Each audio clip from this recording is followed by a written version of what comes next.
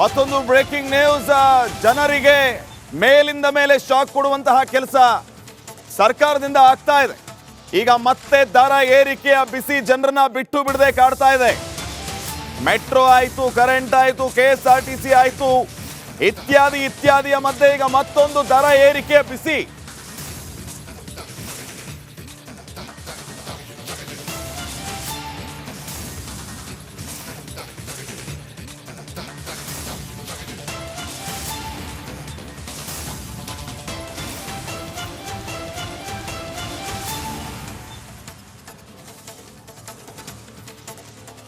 ದರ ಏರಿಕೆ ಬಿಸಿ ಜನರನ್ನ ಕಾಡ್ತಾ ಇದೆ. ಹಾಲಿನ ದರ ಮತ್ತೆ ಏರಿಕೆ ಆಗಿರೋದು.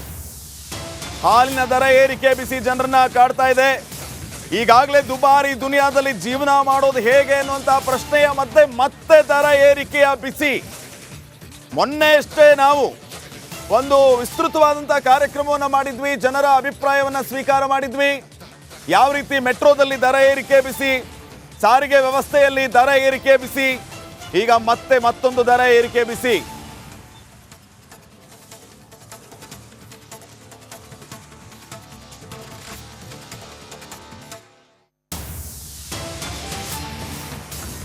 ನೀಡ್ತಾರೆ ನನ್ನ ಕೊಲೀಗ ಶ್ರೀಲಕ್ಷ್ಮಿ ನೇರ ಸಂಪರ್ಕದಲ್ಲಿ. ಶ್ರೀಲಕ್ಷ್ಮಿ, ಯಾವ ದರ ಏರಿಕೆ ಆಗಿದೆ, ಏನೆಲ್ಲ ಅಪ್ಡೇಟ್ಸ್ ಕೊಡ್ತೀರಿ?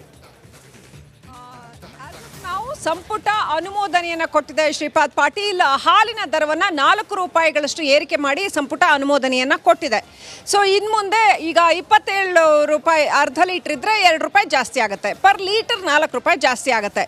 ಸೊ ಉಳಿದ ಎಲ್ಲ ಬೆಲೆ ಏರಿಕೆಗಳ ಜೊತೆ ಇದನ್ನು ಕೂಡ, ಇದರ ಹೊರೆಯನ್ನು ಕೂಡ ಜನಸಾಮಾನ್ಯ ಹೊರಬೇಕಾಗತ್ತೆ ಅನ್ನೋದು ಒಂದು ಕಡೆ. ಆದರೆ ಮತ್ತೊಂದು ಕಡೆ ಶ್ರೀಪಾದ್ ಪಾಟೀಲ್, ಹಾಲು ಒಕ್ಕೂಟಗಳು ಈ ಹಾಲಿನ ದರವನ್ನು ಏರಿಕೆ ಮಾಡಬೇಕು ಅಂತ ಡಿಮಾಂಡ್ ಇಟ್ಟಿದ್ದನ್ನು ನಾವು ನೆನಪು ಮಾಡ್ಕೊಳ್ಬಹುದು. 5 ರೂಪಾಯಿಯಷ್ಟು ಏರಿಕೆ ಮಾಡಿ ಅಂತ ಈ ಹಿಂದೆ ಫೆಬ್ರವರಿಯಲ್ಲಿ ಡಿಮಾಂಡ್ ಮಾಡಿದ್ರು. ಒಂದು ಕಡೆ ಜನರಿಗೂ ಹೊರೆಯಾಗದಂತೆ ಹಾಲು ಒಕ್ಕೂಟಗಳಿಗೂ ಸ್ವಲ್ಪ ಇದು ಆರ್ಥಿಕವಾಗಿ ಸಹಾಯ ಆಗುವಂತೆ ಹೆಚ್ಚಳ ಮಾಡಿ ಅಂತ ಸಿದ್ದರಾಮಯ್ಯನವರಿಗೆ ಅವು ಮನವಿಯನ್ನು ಸಲ್ಲಿಸಿದ್ವು ಹಾಲು ಒಕ್ಕೂಟಗಳು. ಈಗ 4 ರೂಪಾಯಿ ದರ ಏರಿಕೆ ಮಾಡಿದೆ. ಆದರೆ ಇಲ್ಲೀಗ ಪ್ರಶ್ನೆ ಇರ್ತಕ್ಕಂಥದ್ದು, ಹೈನುಗಾರರಿಗೆ ಅಥವಾ ಉತ್ಪಾದಕರಿಗೆ, ಹಾಲು ಉತ್ಪಾದಕ ರೈತರು ಯಾರಿದ್ದಾರೆ ಅವರಿಗೆ ಈ ದರದ ಪೂರ್ಣ ಲಾಭ ಹೋಗುತ್ತಾ ಇಲ್ವಾ ಅನ್ನೋದು ಪ್ರಶ್ನೆ. ಸೊ ಅವರಿಗೆ ಈ ದರದ ಲಾಭ ಸಂಪೂರ್ಣವಾಗಿ ಹೋಗುತ್ತೆ ಅಂತ ಆದರೆ ಇದು ತಕ್ಕ ಮಟ್ಟಿಗೆ ರೈತರಿಗೆ ಅನುಕೂಲ ಆಗತ್ತೆ ಅಂತ ಹೇಳ್ಬೋದು. ಹಾಗಿಲ್ಲದೆ ಹೋದಲ್ಲಿ ಖಂಡಿತವಾಗ್ಲೂ ಇದು ಜನಸಾಮಾನ್ಯರ ಮೇಲಿನ ಹೊರೆ ಅಂತಾನೆ ಅನಿಸ್ಕೊಳ್ಳುತ್ತೆ. ಒಟ್ಟಿನಲ್ಲಿ ಇಲ್ಲಿ ಪ್ರತಿ ಲೀಟರ್ಗೆ 4 ರೂಪಾಯಿ ಏರಿಕೆ ಆಗಿರೋದು ಮಧ್ಯಮ ವರ್ಗ ಮತ್ತು ಕೆಳ ಮಧ್ಯಮ ವರ್ಗದ ಜನರಿಗಂತೂ ಖಂಡಿತವಾಗ್ಲೂ ಹೊರೆನೇ ಇದು. ಯಾಕೆಂದರೆ ಬೇರೆ ಎಲ್ಲ ವಸ್ತುಗಳ ಬೆಲೆ ಏರಿಕೆ ಆಲ್ರೆಡಿ ಆಗಿದೆ, ಜನಸಾಮಾನ್ಯ ಒದ್ದಾಡ್ತಾ ಇದ್ದಾನೆ. ಸೊ ಈಗ ಮತ್ತೆ ಹಾಲಿನ ದರವನ್ನು 4 ರೂಪಾಯಿ ಏರಿಕೆ ಮಾಡಿರೋದು, ಕಾಫಿ ಟೀ ದರ ಹೆಚ್ಚಳ ಆಗುತ್ತೆ, ಅದ್ರ ಜೊತೆಗೆ ಇನ್ನೂ ಅನೇಕ ಪರಿಣಾಮಗಳನ್ನು ಬೀರುತ್ತೆ. ಹಾಲಿನಿಂದ ತಯಾರಿಸಲಾಗುವ ಸಿಹಿ ತಿಂಡಿಗಳ ದರ ಏರಿಕೆ ಆಗುತ್ತೆ. ಒಟ್ಟಿನಲ್ಲಿ ಹಾಲು ಕಾಸ್ಟ್ಲಿ ಆದರೆ ಜನಗಳ ಕಾಸ್ಟ್ಲಿ ಬದುಕಿಗೆ ಮತ್ತಷ್ಟು ಆಡ್ ಆನ್ ಆಗುತ್ತೆ. ಶ್ರೀಪಾದ್ ಪಾಟೀಲ್, ಶ್ರೀಲಕ್ಷ್ಮಿ, ಈ ದರ ಏರಿಕೆ ಏನು ಹೆಚ್ಚುವರಿ ದುಡ್ಡಿದೆ, ಇದು ರೈತರನ್ನ ಹೋಗಿ ಸೇರುತ್ತೆ ಅಂತಂದ್ರೆ ಅದು ಕೂಡ ಇಲ್ಲ. ಯಾಕಂದ್ರೆ ಪ್ರತಿ ಹಾಲು ಉತ್ಪಾದಕರು, ರೈತರು ಮೊನ್ನೆ ಅಷ್ಟೇ ಪ್ರತಿಭಟನೆಯನ್ನ ಮಾಡಿದ್ರು. ಈ ಮಂಡ್ಯ ಭಾಗದಲ್ಲಿ, ಕಲಬುರಗಿ ಭಾಗದಲ್ಲಿ, ಬೆಳಗಾವಿ ಭಾಗದಲ್ಲಿ ನಮಗಿನ್ನೂ ಕೂಡ ಹೆಚ್ಚುವರಿಯಾಗಿ 100 ರಿಂದ 150 ಕೋಟಿ ರೂಪಾಯಿ ಬರಬೇಕು ಇತ್ಯಾದಿ ಪ್ರತಿಭಟನೆಯನ್ನ ಮಾಡಿದ್ರು ಸರ್ಕಾರದ ವಿರುದ್ಧ. ಹಾಗಿದ್ರೆ ದರ ಏರಿಕೆ ಮಾಡುವಂತ ಈ ದುಡ್ಡು ಎಲ್ಲಿ ಹೋಗುತ್ತೆ? ಸರ್ಕಾರವನ್ನ ಕೇಳಿದ್ರೆ ರೈತರಿಗೆ ಕೊಡ್ತೀವ್ರಿ ನಾವು ಅಂತ ಹೇಳ್ತಾರೆ, ಆದ್ರೆ ರೈತರಿಗೆ ಅದು ಹೋಗಿ ತಲುಪ್ತಾ ಇಲ್ಲ. ಯಾವ ಉದ್ದೇಶಕ್ಕೆ ಇವರು ದರ ಏರಿಕೆ ಮಾಡ್ತಾ ಇದ್ದಾರೆ? ಏನು ನಡೀತಾ ಇದೆ ಹಾಲು ಒಕ್ಕೂಟಗಳಲ್ಲಿ, KMFನಲ್ಲಿ ಏನು ನಡೀತಾ ಇದೆ, ಯಾಕೆ ಇಷ್ಟೊಂದು ದರ ಏರಿಕೆ ಮಾಡಲಾಗ್ತಾ ಇದೆ? ನಿಜವಾಗ್ಲೂ ಆರ್ಥಿಕವಾಗಿ ಲಾಭದಲ್ಲಿದೆಯಾ, ನಷ್ಟದಲ್ಲಿದೆಯಾ? ಒಂದು ಕಡೆ ನಾವು ನೋಡ್ತಾ ಹೋದರೆ ಶ್ರೀಪಾದ್ ಪಾಟೀಲ್, ನಂದಿನಿ ತನ್ನ ವಿಸ್ತಾರವನ್ನು ಹೆಚ್ಚಿಕೊಳ್ತಾ ಇದೆ, ಬೇರೆ ಬೇರೆ ರಾಜ್ಯಗಳಿಗೆ ಹೋಗ್ತಾ ಇದೆ, ಬೇರೆ ದೇಶಕ್ಕೂ ಕೂಡ ಕಳಿಸ್ತಾ ಇದ್ದೀವಿ ಅಂತ ಹೇಳ್ತಾರೆ. ಸಾಕಷ್ಟು ದೊಡ್ಡ ಪ್ರಮಾಣದಲ್ಲಿ ಮಾರ್ಕೆಟ್ ಶೇರ್ನ ಪಡ್ಕೊಳ್ತಾ ಇದೆ. ಮತ್ತೊಂದು ಕಡೆ ನಾವು ನೋಡಿದ್ರೆ ಹಾಲಿನ ದರ ಏರಿಕೆ ಆಗ್ತಾ ಇದೆ, ಆದರೆ ರೈತರಿಗೆ ಅದಕ್ಕೆ ಸಿಗಬೇಕಾದಷ್ಟು ಲಾಭಾಂಶ ಸಿಗ್ತಾ ಇಲ್ಲ ಅನ್ನೋದು ರೈತರ ಆಕ್ರೋಶ. ಸೊ ಸರ್ಕಾರ ಮತ್ತೊಮ್ಮೆ ಈ ಆರ್ಥಿಕ ನೀತಿ ಏನಿದೆಯಲ್ಲ KMFಗೆ ಸಂಬಂಧಪಟ್ಟಂತೆ ಅದನ್ನು ಮತ್ತೊಮ್ಮೆ ರಿವ್ಯೂ ಮಾಡಬೇಕು ಅಂತ ಅನ್ಸುತ್ತೆ. ರೈತರ ಹಿತದೃಷ್ಟಿಯಿಂದ ಅದನ್ನು ಮತ್ತೊಮ್ಮೆ ರಿವ್ಯೂ ಮಾಡಬೇಕು ಅಂತ ಅನ್ಸುತ್ತೆ. ದೇಶದಲ್ಲಿ ಸದ್ಯದಲ್ಲಿ ಅಮೂಲ್ ಮತ್ತು ನಂದಿನಿ ಎರಡೇ ಈ ಮಾಡಲಲ್ಲಿ ನಡೀತಾ ಇರ್ತಕ್ಕಂಥದ್ದು. ಸೊ ಮತ್ತೊಮ್ಮೆ ಸರ್ಕಾರ ಇದನ್ನು ರಿವ್ಯೂ ಮಾಡಬೇಕು ಅನ್ಸುತ್ತೆ ರೈತರ ಹಿತದೃಷ್ಟಿಯನ್ನು ಗಮನದಲ್ಲಿ ಇಟ್ಕೊಂಡು. ಆದರೆ ಮತ್ತೊಂದು ಕಡೆ ಪ್ರಶ್ನೆ ಮಾತ್ರ ಹಾಗೆ ಉಳ್ಕೊಂಡ್ಬಿಡುತ್ತೆ, ನೀವು ಇನ್ನು ಎಷ್ಟು ರೂಪಾಯಿ ಮಾಡ್ತೀರಿ ಹಾಲನ್ನ? 1 ಲೀಟ್ರಿಗೆ ಇಷ್ಟು ಕಾಸ್ಟ್ಲಿ ಆಗ್ಬಿಟ್ರೆ ಜನ ಏನ್ ಮಾಡ್ಬೇಕು ಅನ್ನೋಂಥ ಪ್ರಶ್ನೆ ಮಾತ್ರ ಮಧ್ಯಮ ವರ್ಗದ ಜನಸಾಮಾನ್ಯ. ಲಕ್ಷ್ಮಿ, ಮತ್ತೆ ಸಂಪರ್ಕ ಮಾಡ್ತೀನಿ. ಬಸವರಾಜ್ ಈಗ ನೇರ ಸಂಪರ್ಕದಲ್ಲಿ ಜಾಯ್ನ್ ಆಗಿದ್ದಾರೆ. ಬಸವರಾಜ್, ಗ್ಯಾರಂಟಿ ಕೊಟ್ಟು ಸರ್ಕಾರ ದಿವಾಳಿ ಎದ್ದೋಯ್ತಾ ಅನ್ನೋದಕ್ಕೆ ಪುಷ್ಟಿ ನೀಡುವಂತೆ ಮೇಲಿಂದ ಮೇಲೆ ಹಿಂದೆ ಒಂದರಂತೆ ದರ ಏರಿಕೆ ಮಾಡ್ತಾ ಇದ್ದಾರೆ. ಈ ಪ್ರಶ್ನೆಗೆ ಸರ್ಕಾರ ಹತ್ರ ಉತ್ತರ ಇಲ್ಲ. ಜನ ಚೀತು ಅಂತ ಉಗಿಯುವ ಕೆಲಸವನ್ನ ಈಗ ನೇರವಾಗಿ ಮಾಡ್ತಾ ಇದ್ದಾರೆ. ಈ ದರ ಏರಿಕೆಗೆ ಯಾವ ರೀತಿ ಸಮರ್ಥನೆ ಕೊಡುತ್ತೆ ಸರ್ಕಾರ? 50 ಪೈಸೆ, 1 ರೂಪಾಯಿ ಅಲ್ಲ, 4 ರೂಪಾಯಿ.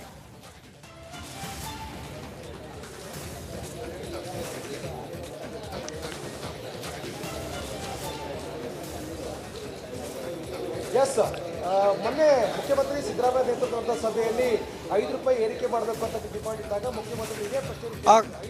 ಖಂಡಿತ ಶ್ರೀಪಾದ್, ಇದು ಸರ್ಕಾರಕ್ಕೆ ಒಂದು ರೀತಿಯಲ್ಲಿ ಖಳನಾಯಕನಾಗ್ತಕ್ಕಂಥ ಒಂದು ಪ್ರಸಂಗ. ಯಾಕಂದರೆ ಎಲ್ಲ ಬಳ್ಳಿಗಳು ಏರಿಕೆ ಆಗ್ತಾ ಇದೆ ಅನ್ನುವಂಥ ಒಂದಷ್ಟು ಆರೋಪ ಸರ್ಕಾರದ ಮೇಲೆ ಏನಿದೆ. ಅದರ ಜೊತೆಗೆ ಹಾಲಿನ ದರ ಕೂಡ ಏರಿಕೆ ಆಗಿರ್ತಕ್ಕಂಥದ್ದು. ಬಹಳ ಪ್ರಮುಖವಾಗಿ ಹಾಲು ಒಕ್ಕೂಟಗಳು ಇಟ್ಟಂತಹ ಡಿಮ್ಯಾಂಡ್ಗೆ ಸರ್ಕಾರ ಮೊದಲು ಬಗ್ಗಿರಲಿಲ್ಲ.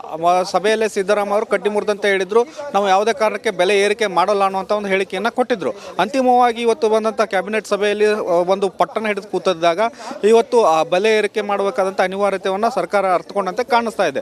ಮೊದಲು 5 ರೂಪಾಯಿ ಬೆಲೆ ಏರಿಕೆಗೆ ಹಾಲಿನ ಒಕ್ಕೂಟಗಳೇನಿದ್ದಾವೆ ಅವು ಬೇಡಿಕೆಯನ್ನು ಇಟ್ಟಿದ್ವು. ಆದರೆ ಈ ಒಂದು 5 ರೂಪಾಯಿ ಏರಿಕೆ ಮಾಡಿದರೆ ಯಾರಿಗೆ ಇದು ಹೋಗುತ್ತೆ ಅನ್ನುವಂಥ ಒಂದಷ್ಟು ಮೂಲಭೂತ ಪ್ರಶ್ನೆಯನ್ನು CM ಸಿದ್ದರಾಮಯ್ಯ ಅವರು ಕೇಳಿದರು. ಇದು ರೈತರಿಗೆ ಹೋಗುತ್ತಾ ಅಥವಾ ಹಾಲು ಒಕ್ಕೂಟ ಸಂಸ್ಥೆಗಳು ಹೋಗ್ತಾವ ಅನ್ನುವಂಥದ್ದನ್ನು ಇದಕ್ಕೆ ವಿವರಣೆ ಕೊಡೋಕ್ಕೂ ಕೂಡ ಸಿದ್ದರಾಮಯ್ಯ ಅವರು ಸೂಚನೆ ಕೊಟ್ಟಿದ್ದರು. ಆ ಸೂಚನೆಯಂತೆ ಒಂದಷ್ಟು ವರದಿಯನ್ನು CM ಸಿದ್ದರಾಮಯ್ಯ ಅವರು ಸೇರಿದಂತೆ ಕ್ಯಾಬಿನೆಟ್ ಸಭೆಗೆ ಇವತ್ತು ಬಂದಿರತಕ್ಕಂಥದ್ದು. ಇದರಲ್ಲಿ 2 ರೂಪಾಯಿ 3 ರೂಪಾಯಿ ಅಷ್ಟು ಹಾಲು ಕೊಡ್ತಕ್ಕಂಥ ರೈತರಿಗೆ ಹೋಗುತ್ತೆ, ಮಿಕ್ಕಿದ್ದು ಒಕ್ಕೂಟಗಳಿಗೆ ಹೋಗ್ತವೆ ಅನ್ನುವಂಥ ಒಂದು ಮಾಹಿತಿಯನ್ನು ಕೊಟ್ಟ ಬಳಿಕ ಅಂತಿಮವಾಗಿ 5 ರೂಪಾಯಿ ಬೇಡ 4 ರೂಪಾಯಿಯನ್ನು ಏರಿಕೆ ಮಾಡೋದಕ್ಕೆ ಈಗ ಸರ್ಕಾರ ಒಪ್ಪಿಗೆ ಕೊಟ್ಟಿರ್ತಕ್ಕಂಥದ್ದು. ಬಹಳ ಪ್ರಮುಖವಾಗಿ ರಾಜ್ಯ ಸರ್ಕಾರದಲ್ಲಿ ಈಗಾಗಲೇ ಏನು ಸಾಕಷ್ಟು ಬೆಲೆ ಏರಿಕೆಗಳಾಗಿದ್ದಾವೆ. ಈ ಬೆಲೆ ಏರಿಕೆ ಜೊತೆಗೆ ಇನ್ನೊಂದು ಬರೆ ಎಳೆಯತಕ್ಕಂಥ ಕೆಲಸ ಈಗ ರಾಜ್ಯ ಸರ್ಕಾರ ಮಾಡಿರ್ತಕ್ಕಂಥದ್ದು. ಈಗ ಹಾಲಿನ ದರ ಅಷ್ಟೇ ಏರಿಕೆ ಆದ ನಂತರ ಇನ್ನುಳಿದಂತೆ ಕಾಫಿ ಟೀ ಬೆಲೆಗಳು ಕೂಡ ಹೋಟೆಲ್ಗಳಲ್ಲಿ ಹೆಚ್ಚಾಗುವಂಥ ಸಾಧ್ಯತೆಗಳಿದ್ದಾವೆ. ಇನ್ನುಳಿದಂತೆ ಹಾಲನ್ನು ಪಾಯಸಕ್ಕೆ ಬೆಳೆಸ್ತಕ್ಕಂಥದ್ದು ಅಲ್ಲಿಯೂ ಕೂಡ ಅದರ ದರ ಏರಿಕೆ ಆಗತಕ್ಕಂಥದ್ದು. ಯಾಕಂದರೆ ಹಾಲು ಈಗಾಗಲೇ ಹೋಟೆಲ್ ಮಾಲೀಕರ ಸಂಘ ಕೂಡ ಸೂಚನೆಯನ್ನು ಕೊಟ್ಟಿತ್ತು, ಮಾಹಿತಿಯನ್ನು ಕೊಟ್ಟಿತ್ತು. ನಾವು ಹಾಲಿನ ದರ ಏರಿಕೆ ಆದರೆ ನಾವು ಕೂಡ ದರ ಪರಿಷ್ಕರಣೆ ಮಾಡ್ತೇವೆ ಅನ್ನುವಂಥದ್ದು. ಒಟ್ಟಾರೆಯಾಗಿ ಇದು ಗ್ರಾಹಕರಿಗೆ ಮತ್ತು ಅಂತಿಮವಾಗಿ ಸಾರ್ವಜನಿಕರಿಗೆ ಈ ಹಾಲಿನ ದರ ಏರಿಕೆಯಿಂದ ಬರೆ ಎಳೆದಿರ್ತಕ್ಕಂಥದ್ದು. ಶ್ರೀಪಾದ್. ಎಸ್ ಬಸವರಾಜ್, ಇನ್ನೊಂದು ವಿಚಾರವನ್ನ ಕೇಳಬೇಕಾಗಿತ್ತು. ಮೊನ್ನೆ ಎಷ್ಟೇ ಇವರು ನೀರಿನ ದರವನ್ನ ಹೆಚ್ಚಳ ಮಾಡ್ತೀವಿ ಅಂತ ಹೇಳಿದ್ರು, ಕರೆಂಟ್ನ ಬಿಲ್ಲನ್ನ ಜಾಸ್ತಿ ಮಾಡ್ತೀವಿ ಅಂತ ಹೇಳಿದ್ರು, 36 ಪೈಸೆ ಹೆಚ್ಚಳ ಮಾಡಿದ್ರು ಪರ್ ಯೂನಿಟ್ ಕರೆಂಟ್ ಬಿಲ್ಲು. ಈಗ ಮತ್ತೆ 4 ರೂಪಾಯಿ ದರ ಏರಿಕೆ ಬಿಸಿ. ಈಗ ವಿರೋಧ ಪಕ್ಷದವರಂತೂ ಮೊದಲಿನಿಂದಾನೂ ಕೂಡ ಆರೋಪ ಮಾಡ್ತಾ ಇರೋದು ಖಜಾನೆ ಖಾಲಿಯಾಗಿದೆ, ಜನರ ಜೇಬಿಗೆ ಕತ್ರಿ ಬೀಳ್ತಾ ಇದೆ, ಇದನ್ನ ಒಪ್ಕೋಬೇಕು ಸರ್ಕಾರ ಅಂತ ಹೇಳಿ. ನಿಜಕ್ಕೂ ಈ ರೀತಿಯ ಬೆಳವಣಿಗೆ ಆಗ್ತಾ ಇದೆಯಾ? ಗ್ಯಾರಂಟಿಗೆ ಇವರಿಗೆ ದುಡ್ಡು ಹೊಂದೋದಕ್ಕೆ ಆಗ್ತಾ ಇಲ್ಲ.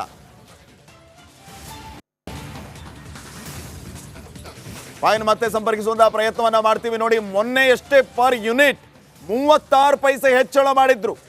ಕರೆಂಟ್ ಶಾಕ್ ಕೊಡುವಂತ ಕೆಲಸ ಜನರಿಗೆ ಸರ್ಕಾರದಿಂದ ಆಗಿತ್ತು. ಈಗ ಆಗಿ 4 ದಿನ ಆಗಿಲ್ಲ, ಆಗ್ಲೇ ಮತ್ತೆ ಪರ್ ಲೀಟರ್ 1 ಅಲ್ಲ 2 ಅಲ್ಲ 4 ರೂಪಾಯಿ ಜಾಸ್ತಿ ಮಾಡಿದ್ದಾರೆ. ಇನ್ನ ಮತ್ತೆ ಹೋಟೆಲಲ್ಲಿ ಟೀ ಕಾಫಿ ರೇಟ್ ಕೂಡ ಜಾಸ್ತಿ ಆಗುತ್ತೆ. ಅದು 1-2 ದಿನದಲ್ಲಿ ಜಾಸ್ತಿ ಆಗುತ್ತೆ.